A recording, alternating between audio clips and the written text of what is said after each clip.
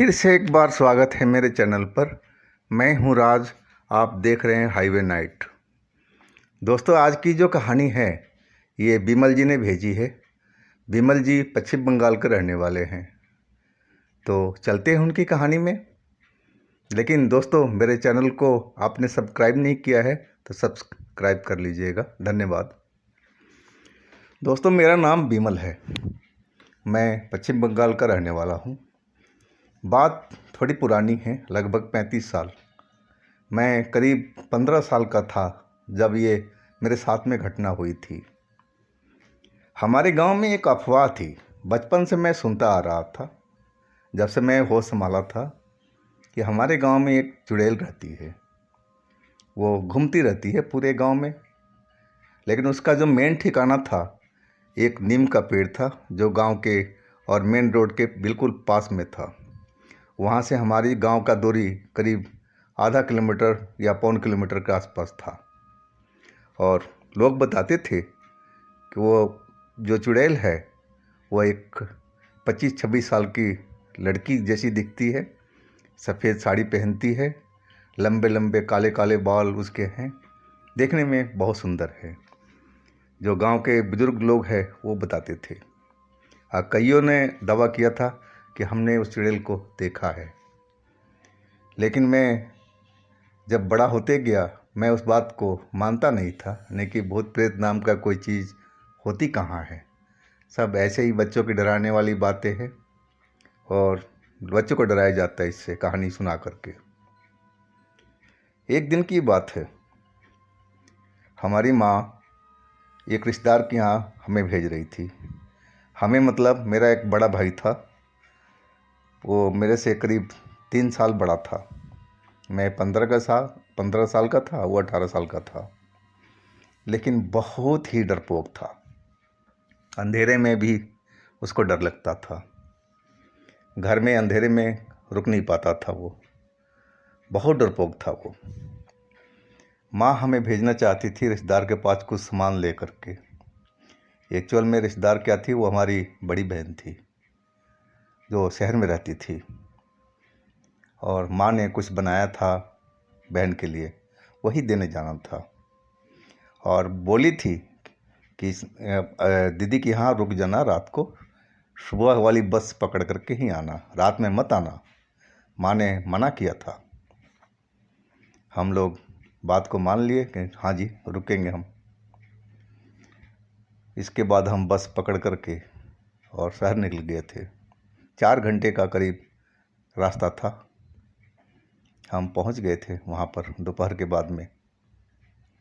दीदी ने हमें खाना पीना खिलाया। जो हमने सामान दिया था, माँ ने दिया था, हम दीदी को दे दिए थे। लेकिन हमारे जो भाई साहब थे, वो उनका मन वहाँ नहीं लग रहा था।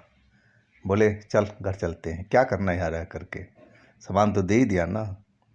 लेकिन मेरा मन जाने का नहीं था आज। एक तो मैं थोड़ा थका हुआ था, बस का सफ़र मुझे बहुत बोरियत वाला लगता था। पूरा शरीर का अस्थिपंजर हिला दिया था बस वालों ने। लेकिन बड़े भाई थे, वो तो रुकने का नाम ही नहीं ले रहे थे। हमने बहुत कोशिश की उनको रोकने के लिए, लेकिन नहीं माने वो। दीदी नाराज़ भी हो गई थी कि चल मैं आती हूँ ना तो माँ को बताती हूँ। बहुत डांटी, लेकिन भाई साहब बिल्कुल नहीं माने। आखिर हम बस पकड़ने के लिए चल पड़े। बस स्टैंड पर पहुँचे तो बस 5 बजे की थी। 5 बजे का बस में हम बैठे तो हम रात को करीब 9:15 बजे अपने स्टैंड पर हम उतरे। रात तो पूरा हो चुका था, लेकिन शुक्र था कि उजली रात थी। हर जगह पर चांदनी फैली हुई थी। और उस पेड़ के पास में थोड़ा सा दूर पर एक पानी का बोरिंग लगा हुआ था, ट्यूबवेल। तो वहाँ पर एक लाइट जल रही थी उसके छत के ऊपर में, उसकी भी रोशनी दूर तक फैल रही थी। मैं तो डरा नहीं था, ना मुझे इस चीज़ का, मैंने कहीं भूत प्रेत से डरा नहीं, ना अंधेरे से डरा। लेकिन भाई साहब बस से उतरते ही देखते ही पूरा वहाँ का नज़ारा डर गए थे। मैंने मजाक में बोला, और चलो आगे, मैं तो पीछे रहूँगा। अब देखो उस पेड़ के पास में तुम्हें चुड़ैल ज़रूर पकड़ेगी। मैं मजाक में बोलता जा रहा था। भाई साहब फट से हमारे पीछे एकदम सट करके खड़े हो गए थे। चिपक के चल रहे थे मेरे साथ में। मैं आगे था, वो पीछे थे। मैं उनसे मजाक किए जा रहा था कि देखो बस थोड़ी ही दूर रह गया पेड़ वो, जहाँ वो चुड़ैल रहती है, लोग बाग बताते हैं। और मैं उनको डराता जा रहा था, वो डरते जा रहे थे। एकदम लग रहा था कि कांप रहे हो ऐसे। मेरे को हंसी आ रही थी उनको देख करके हालत। पेड़ के पास पहुँचे हम। अचानक मेरे सामने में एक आदमी खड़ा हो गया। मैं देख करके पीछे हट गया। डर तो मैं इतना गया कि मैं आपको बता नहीं सकता कि अचानक कोई सामने में आ जाए, और वो भी एकदम सिर से लेकर पैर तक जैसे काला पेंट किया हुआ हो, एकदम काले, जैसे बिल्कुल काला ही रोड का जो तारकोल होता है उस तरह से था वो।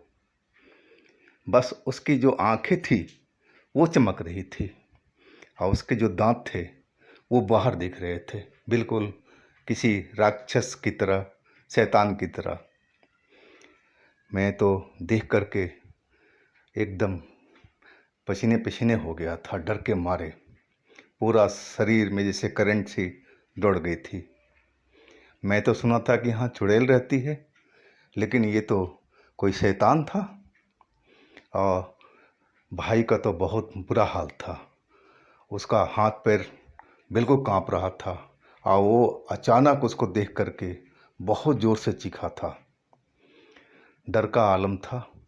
अब हम समझ नहीं पा रहे थे कि आखिर हम भागे तो किधर भागे। और ये सब इतनी अचानक हुआ था कि हम लोग संभल भी नहीं पाए थे।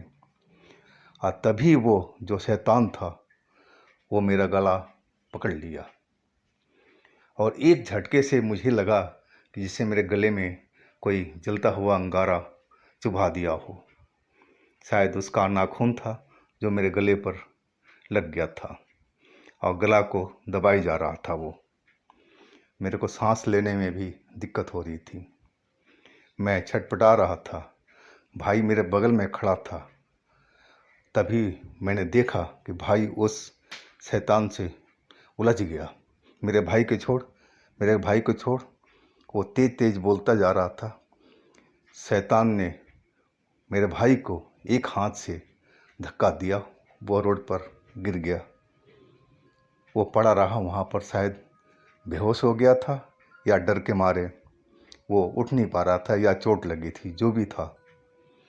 अब मैं समझ गया था कि अब बचना मुश्किल है। मेरे को सांस लेने में कठिनाई हो रही थी।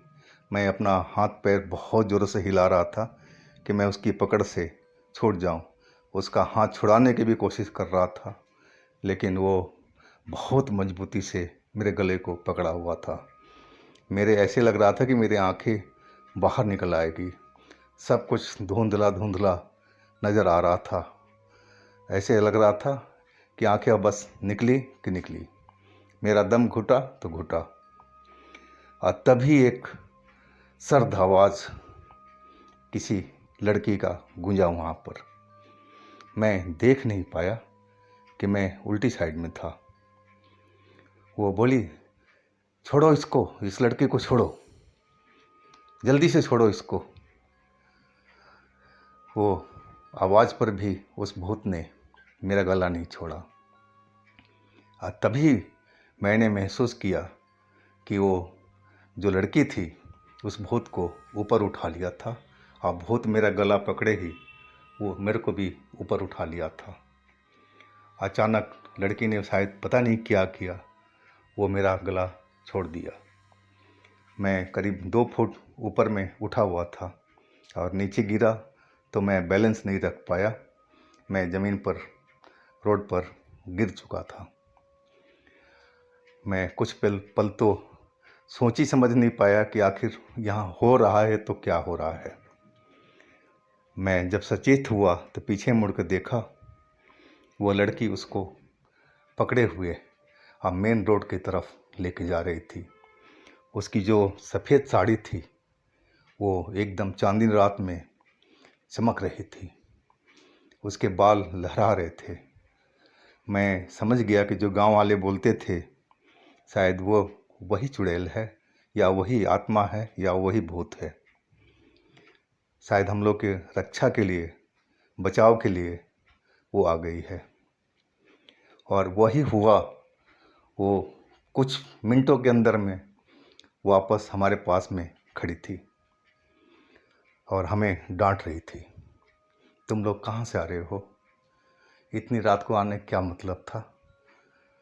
बहुत तरह से उसने हमें डांटना शुरू किया। वो बोलती जा रही थी, हम सुनते जा रहे थे। हमारे मुंह से तो बिल्कुल आवाज़ भी नहीं निकल पा रही थी। मेरा भाई, मैं तो ज़मीन पर वैसे ही पड़ा हुआ था, होश में था, मेरे को कुछ हुआ नहीं था, वैसे ना चोट लगी थी। भाई भी नीचे पड़ा हुआ था। हम दोनों उठे उसके डांट सुनने के बाद में। भाई बेहोश नहीं था, शायद उसको चोट लगा था। जब वो उठा तो वो लंगड़ा रहा था, शायद उसके पैर में चोट लगी थी। बोली चलो अपने गांव चलो, घर पे चलो। वो डांटते हुए, आवाज़ सर्द थी, बिल्कुल एकदम खूंखार आवाज़ लग रही थी। वो डांटते हुए, चलो अपने घर जाओ, आज के बाद इस जगह पर अंधेरे में मत आना, रात को नहीं आना। वो हमें समझा रही थी। तुम्हें पता नहीं है यहाँ एक शैतान रहता है, मैं तो उसको अभी भगा के आई हूँ, लेकिन उसका कोई ठिकाना नहीं है कब ये वापस लौट आए। चलो जल्दी करो। उसकी बात सुनते हुए हम लोग तेज़ कदमों से गांव की तरफ बढ़ने लगे।